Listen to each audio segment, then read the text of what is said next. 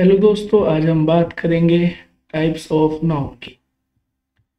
ये parts of speech के ऊपर हमारी सेकंड वीडियो है। इससे पहले हमने पार्ट्स टाइप्स ऑफ नाउन की बात की है। तो आइए देखते हैं। सबसे पहले एक प्रोनाउन क्या होती है, इससे पहले भी हमने इसकी बात की थी। तो प्रोनाउन एक ऐसा शब्द है जो किसी नाउन के स्थान पर यूज किया जाता है, यानी किसी नाउन के स्थान पर यूज किया जाने वाला शब्द प्रोनाउन कहलाता है। जैसे राम के लिए ही यूज हो जाता है, सीता के लिए शी यूज होता है, और मैं अपने लिए आई का यूज करता हूँ। तो इस तरह से किसी भी नाउन के स्थान पर यूज होने वाला शब्द प्रोनाउन कहलाता है। अब इसके टाइप्स देखते हैं कि टाइप्स कितने हैं। तो देखते हैं जो इसके इम्पोर्टेंट टाइप्स हैं। सबसे पहले पर्सनल प्रोनाउन, दूसरा reflexive pronoun, emphatic pronoun, indefinite pronoun, relative pronoun, demonstrative pronoun, interrogative pronoun, distributive pronoun और पजेसिव प्रोनाउन। ये इसके टाइप्स हैं, इंपोर्टेंट है, आप इनको याद कर लेंगे। Personal pronoun, reflexive pronoun, emphatic pronoun, indefinite pronoun, relative pronoun, demonstrative pronoun, interrogative pronoun, distributive pronoun, possessive pronoun. अब इनको एक एक कर जानते हैं कि ये होते क्या क्या है। सबसे पहले पर्सनल प्रोनाउन की हम बात करेंगे।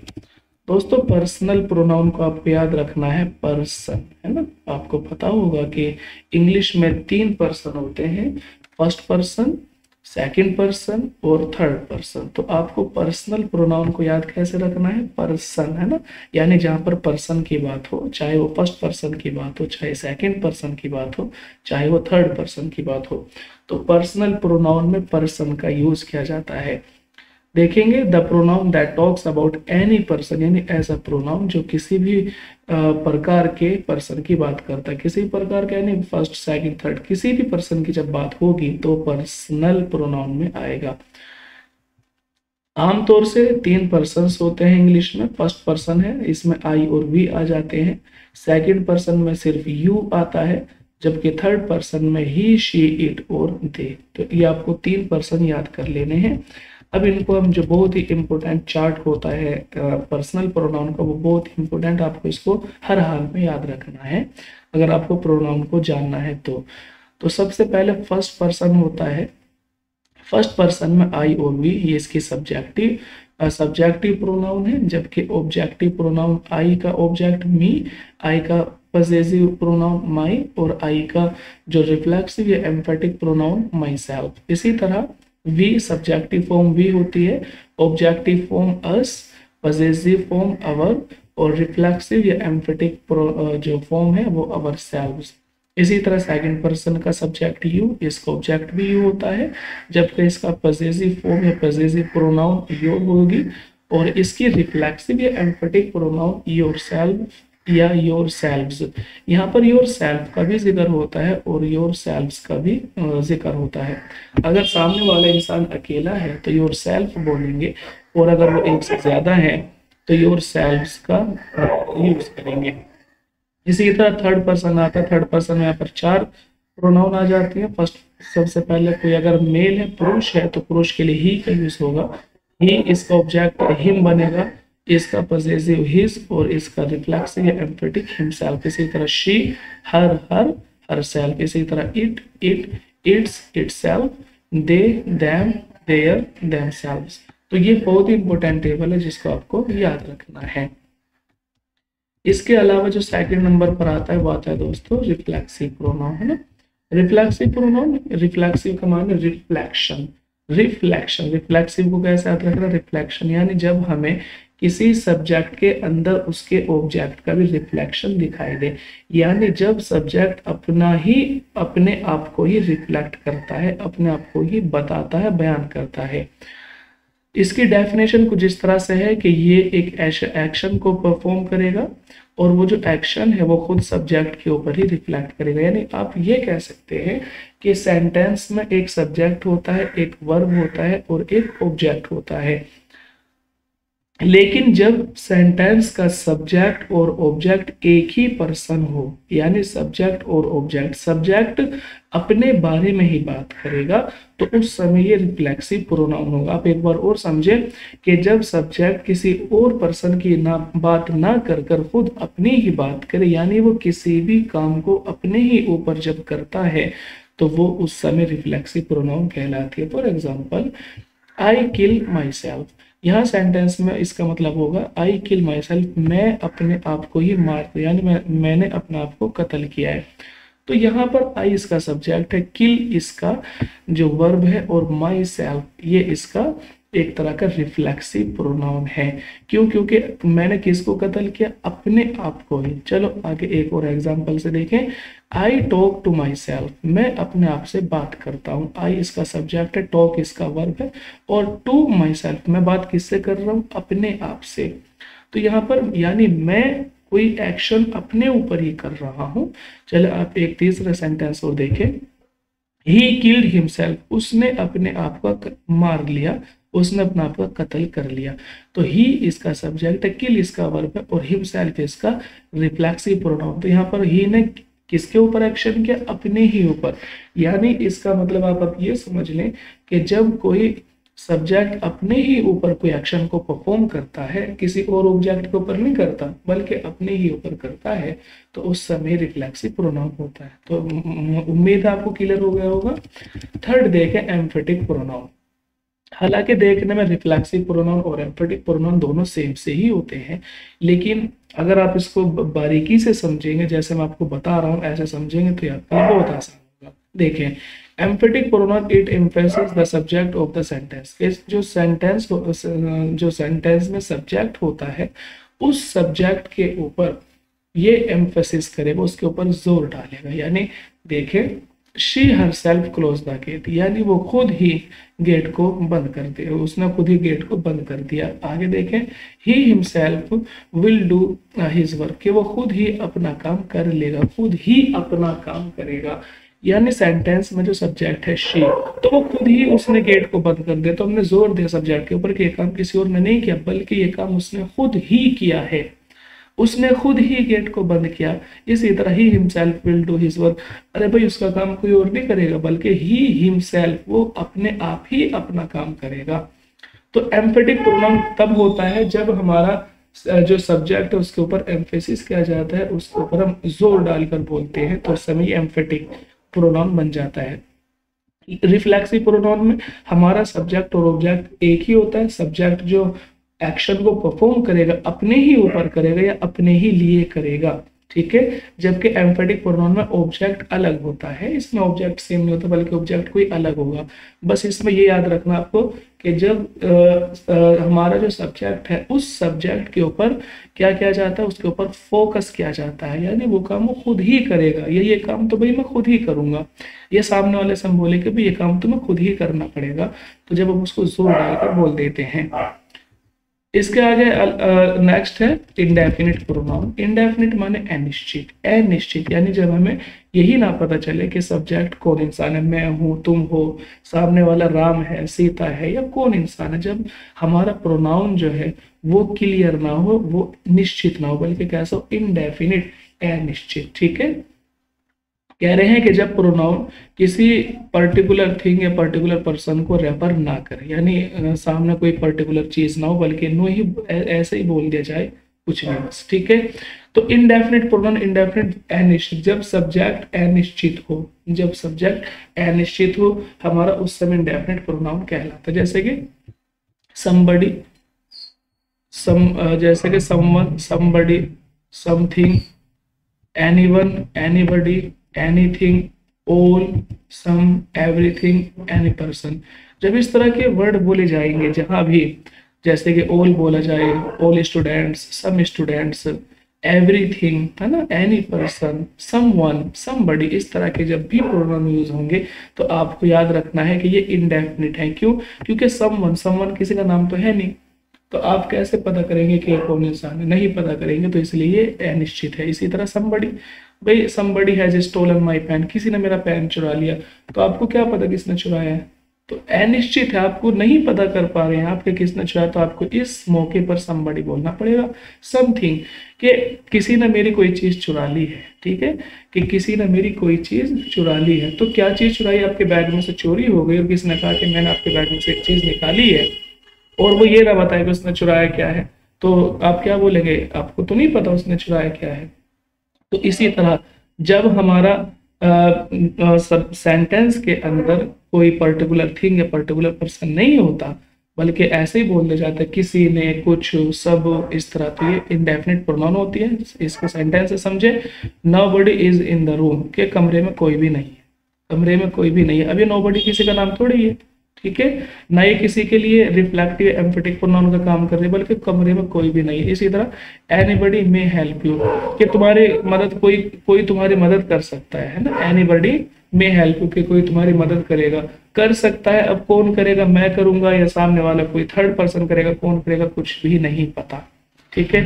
तो इंडेफिनिट को आपको याद रखना, अनिश्चित, जब हमारा जो ऐसा प्रोनाउन जिसमें कोई पर्टिकुलर ना तो पर्सन हो और ना ही पर्टिकुलर कोई थिंग हो। नेक्स्ट आता है रिलेटिव प्रोनाउन।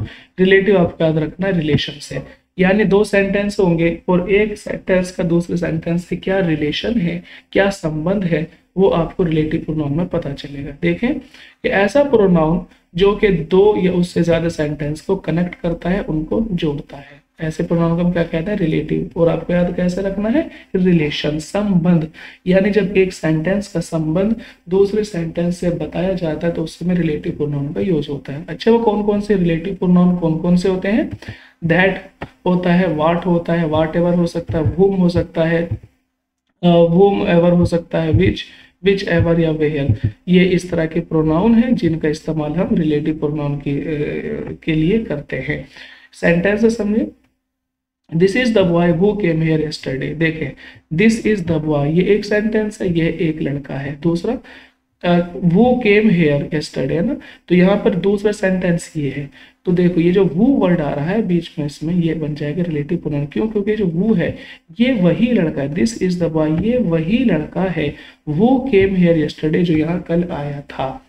तो रिलेटिव प्रोनाउन देखो ये बीच में आएगा, एक सेंटेंस इधर है और एक सेंटेंस ये इधर है, तो बीच में ये रिलेटिव प्रोनाउन है। इसी तरह नेक्स्ट देखें, do whatever you want to do, do करो, व्हाट एवर जो कुछ भी, यू वांट टू डू तुम करना चाहते हो। देखो डू ये एक पूरा सेंटेंस है और यहाँ पर यू वांट टू डू ये पूरा सेंटेंस है, तो दोनों का इस सेंटेंस का रिलेशन ये व्हाट एवर इस सेंटेंस से कर रहा है ना, ये बीच में आएगा। तो आपको याद कैसे रखना है रिलेटिव प्रोनाउन, ऐसे याद रखना है कि रिलेटिव प्रोनाउन एक ऐसा प्रोनाउन है जो दो या उससे ज्यादा सेंटेंस का आपस में कनेक्शन दिखाता है, उनका रिलेशन दिखाता है, यानी पहले वाले सेंटेंस का दूसरे से क्या रिलेशन है। इसी तरह नेक्स्ट है डेमोन्स्ट्रेटिव प्रोनाउन। डेमोन्स्ट्रेटिव प्रोनाउन इसका मतलब आपको याद रखना है संकेत। डेमोन्स्ट्रेटिव माने संकेत, ऐसा प्रोनाउन जो दो या दो से ज्यादा जो चीजें हैं उनके बीच में संकेत दिखाता है। जैसे कि दिस यह है, जबकि अगर चीज एक है तो उसको बोलेंगे दिस ये है, दिस इज द बुक ये है एक किताब है, और अगर चीजें ज्यादा हैं तो बोला जाता है दीज आर द बुक्स ये किताबें हैं।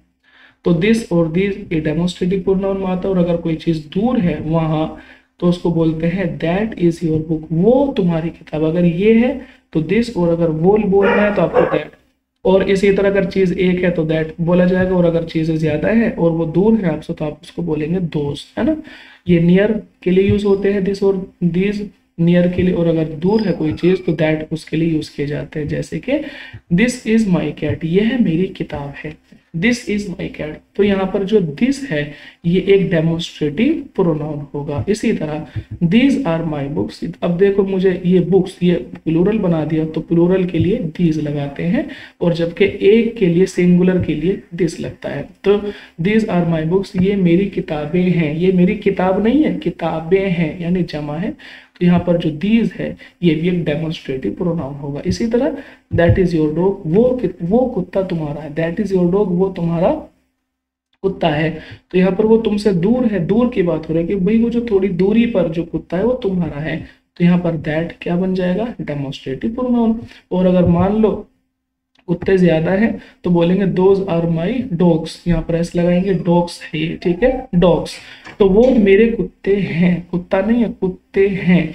अब यहाँ पर आपने प्लूरल बना दिया एस लगाकर, डॉग्स, इसको यहाँ पर आप एस लगा देंगे, ठीक है। तो ये क्या बन जाएगा, डेमोन्स्ट्रेटिव प्रोनाउन। तो यहाँ पर दोज, तो डेमोन्स्ट्रेटिव प्रोनाउन में आपको याद रखना है दिस, दीज या फिर दैट और दोज, ये डेमोन्स्ट्रेटिव प्रोनाउन में आते हैं।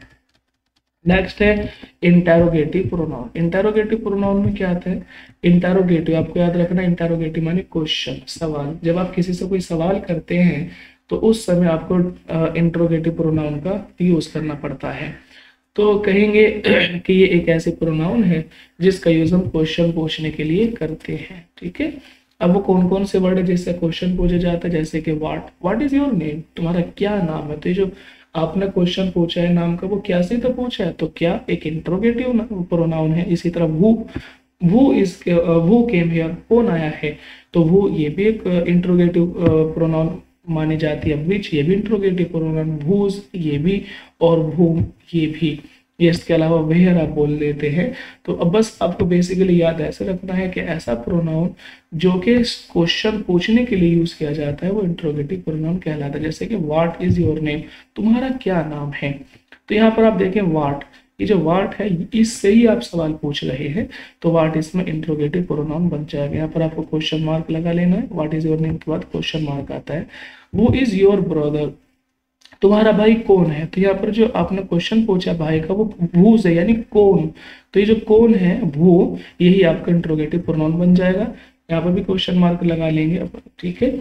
ऐसे ही विच इज योर कैट, तुम्हारी बिल्ली कौन सी है। तो यहाँ पर आपने जो बिल्ली के लिए पूछा कौन सी है तुम्हारी बिल्ली, तो विच, यहाँ पर विच क्या बन जाएगा, इंट्रोगेटिव प्रोनाउन। इसी तरह वेयर हो सकता है, वूम हो सकता है, बनाते चले जाए सेंटेंस, तो ये इंट्रोगेटिव प्रोनाउन। बस बेसिकली ऐसा प्रोनाउन जिससे हम क्वेश्चन पूछते हैं, पुटअप करते हैं।